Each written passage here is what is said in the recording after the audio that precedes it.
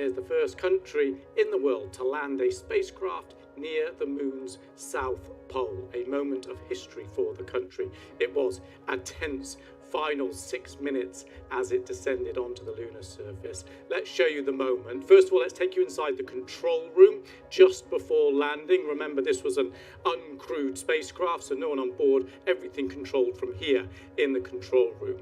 And just to explain what we're going to see, Prime Minister Narendra Modi wasn't there, so he was being beamed in on a screen to watch. Also on the screen was a graphic, computer-generated representation of the lander as it descended. Right, let's now take a moment that happened.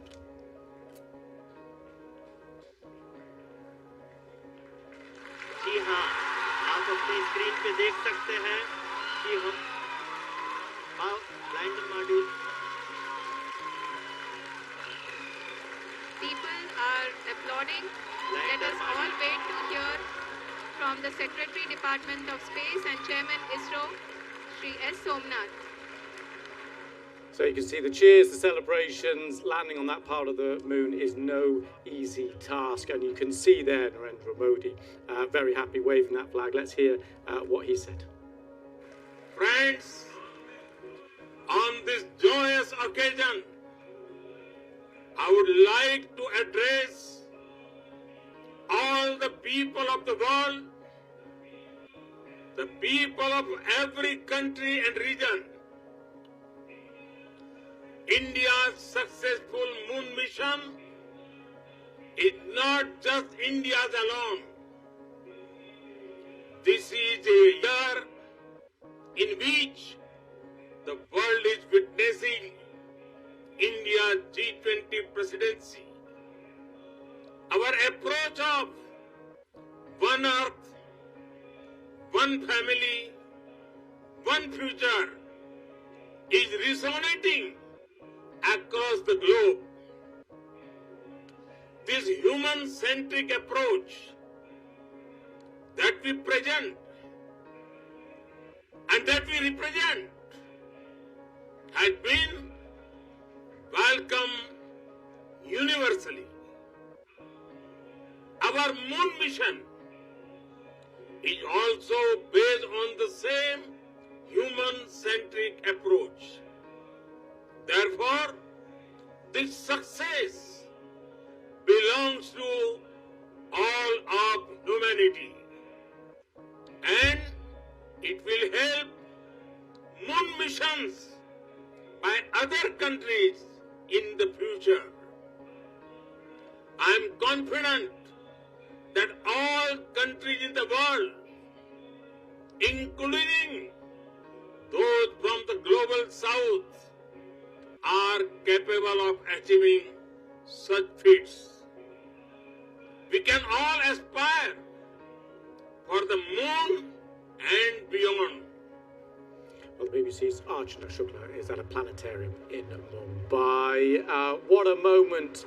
India is now on the moon, in the words of the Prime Minister. What a moment for the country. It's certainly a very proud moment for people here in India as the country created history to be the first one to land on the south pole of the moon and contribute to the global space research with such important aspects. And, this is important and there were scenes of jubilation, people chanting patriotic slogans, hugging, distributing sweets, because it's a moment of joy and a moment of pride for everybody around. It also brings India up on the ladder to be part of the elite club of just 4 countries to have made a soft landing on the moon, and also gives it a credible approach and a credible push to the cost-competitive space engineering that India has been doing. After the failure in 2019, it was really an important attempt by India to position itself. Remember, it's just been 3 years that India has opened up the space industry for private players here, because the government wants to make the space economy a larger portion and expand it. And we've already seen the startups coming into this space double in number in just 3 years' time. And that is the kind of interest that's coming in. And when we were talking to, enthusiasts, people, especially even young, audiences who were here to watch the live screening, they were all talking about the prospects this builds for India to grow in the space economy, to build on from here, and also build more jobs around the space sector for youth coming in. So on a lot of accounts, this is a historic moment for India as well as for the world, and India's contribution into the space research. Yeah, Arjun, a huge achievement landing in this part of the moon, the south, near the south pole, because it's so much harder to land there than near the equator as it's been done before. But it's not over, is it? People are still watching because the landing has taken place. The next step is the rover rolling out of the lander and on its wheels then going out on a little explore. That's what's coming up next. Absolutely. The rover is going to spend, the lander, Vikram lander and the rover are going to spend 1 lunar day, which is equal to 14 Earth days, on the moon's south pole, collecting, data from the surface, collecting evidence, looking at the craters, looking at the moon quakes, gathering information, and most importantly, looking for water on the lunar surface, especially on the south pole, which is considered by scientists as one of the most valuable assets on the moon, because that scientists say will pave the way for human habitation on the moon in future, and it would also support more lunar explorations and missions in the future, and that is something to look out for in the next 14 days. One thing that ISRO pointed out, they said that the last mission in 2019 was focused on success, and this mission was focused on failure. So it was a failure-oriented mission, which means they had built in for all the failures that could come, and that has added to the success. And this is also what will support the exploration in the next 14 days with the payloads, with the scientific instruments that are on Vikram lander that would be collecting material and matter and data, not only for the world, not only for India, but for the world when it comes to lunar explorations. Archana, great stuff. Thank you very much for that. Let's speak now to Dr. Raji Rajagopalan, the Director of the Centre for Security, Strategy and Technology at the Observer Research Foundation in Delhi, which is a think tank. Thank you very much for coming on the programme. Thank you. Thank you for having me. So how important is this then for India? This is, of course, an important moment for India. It's a matter of pride, as was mentioned, but it's also a demonstration of the growing sophistication, growing maturity of India's space program.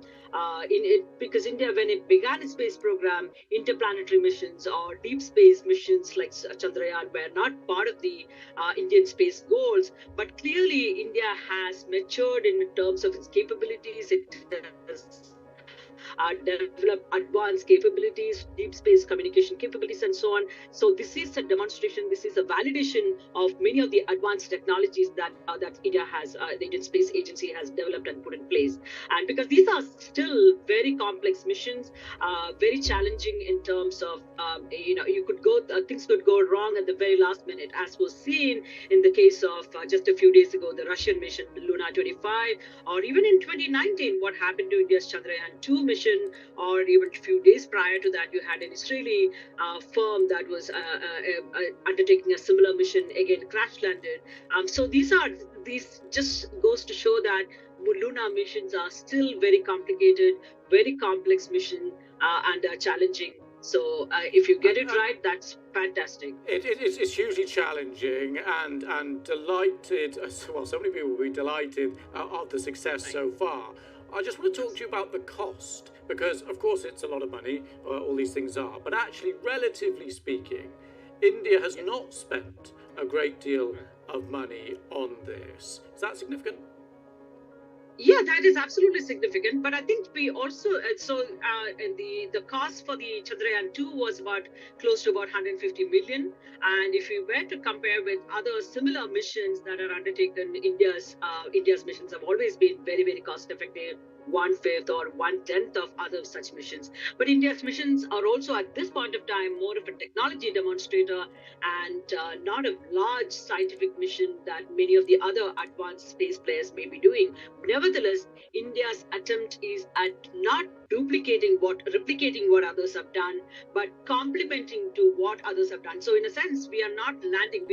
India decided to land, so do a soft landing on the southern pole of the moon. Again, is a decision that is taken by because we want to expand the humanity's understanding of the lunar surface in terms of the study of the rocks, study of the chemical components, the elements in the lunar surface, and of course the water ice on the moon. I think that's been an area of curiosity to a large number of folks in the scientific community across the world, not just to the Indian scientific community or the ISRO.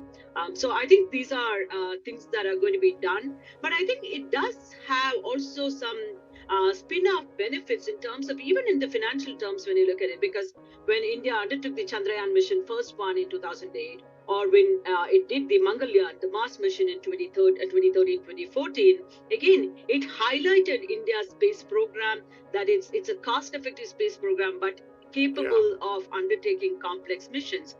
So I think India has established, therefore, as a credible space power in that sense. Dr. Rajagopalan, thank you very much for coming on the program. Thank you. Thank you. Thank you. I'll just give you a heads up about exactly what does happen next. I was talking about that rover, smaller vehicle, which is inside the aircraft that landed. That, once the dust has settled, I think quite literally, around the landing site, a couple of hours breathing space, then they're going to try and deploy that rover across the moon's surface. As and when that happens, of course, we will bring that to you.